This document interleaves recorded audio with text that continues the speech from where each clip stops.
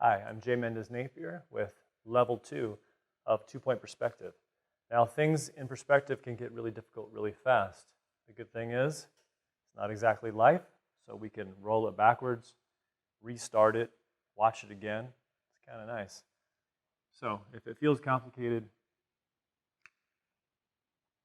deep breath. We've established earlier that we have, in 2-point perspective, 2 vanishing points. No big deal. So, we've also got our white piece of paper. We have maybe a ruler now. We are working with a pencil that we can erase, mechanical or sharpenable. And we're working off about, can I say 40% down the page? 35, 40% down the page from the top, leaving us a nice chunk at the bottom to work with. We're going to start below that horizon line, and we're going to work backwards. All right, so we did this already. We're talking about the leading edge of the building. Example, we're walking around the building. Here is the leading edge. That's what this is. Well, that's what it was. What we're going to do now is we're actually going to move in the opposite direction, away from the vanishing point, and establish a new set of lines that are going away from the vanishing point. Same thing on this side. And we're now not looking at the leading edge anymore. We're looking at an interior inset edge. If that doesn't make any sense, it will in a moment.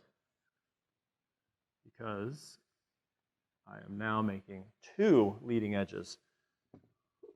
These edges are moving towards us, aka getting bigger as it moves away from the vanishing point, and this is getting smaller as it insets into that corner.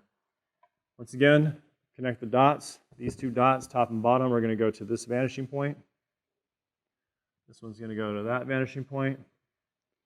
And then we're going to determine how far back we want the space to go. I'm going to go ahead and not make it tremendously far back.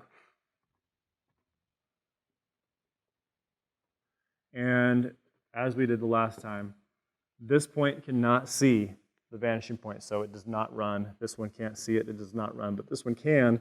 This angle has already been established, and so we're not going to go this way, we're going to go that way. Speaking of rulers, this one's here. It's not going to go this way. That's already established. It's going to go opposite direction. And now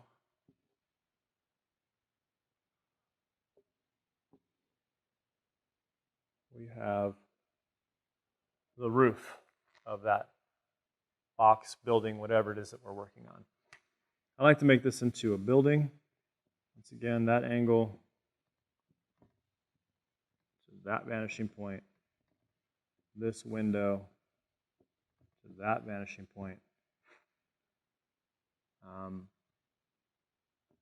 Let's do a lead edge. Now that we have a lead edge, that angle cuts back, cuts back. I always think that trees are a nice thing to have. People need to have good shade outside their office building.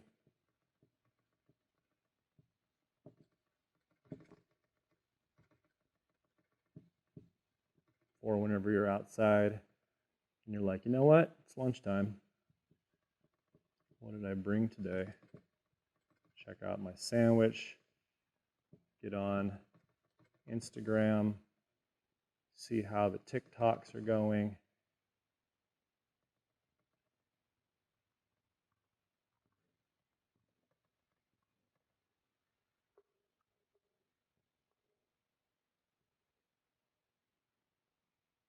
Make sure that, let's say, air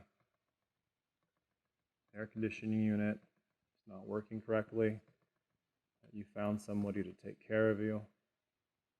Maybe they're on the roof working on it.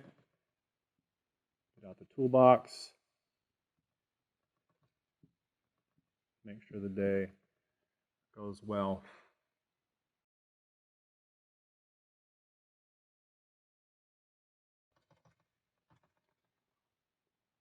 You want an awning, again, to that vanishing point, to that vanishing point.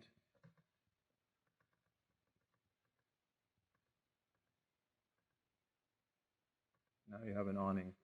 And because we're working with shade and shadow, we have to think about our light sources. And so as long as we're doing that, we can imagine that our light is hitting the building. Okay. Creating shadow. Yes. This is creating shadow. This person is creating shadow. And we start playing around with all of those things so we can get, obviously, the shade from the tree.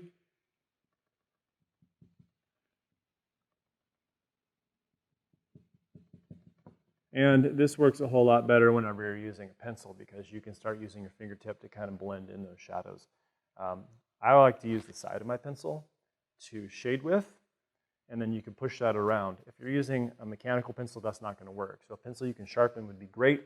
You can use the side of your pencil holding it like this and laying down those shades and then developing those shadows. Whenever you have a pen, it's pretty hard to do that. All right. This is level 2 of 2-point perspective. I'm JMendezNapier. Hope you learned something. Thanks.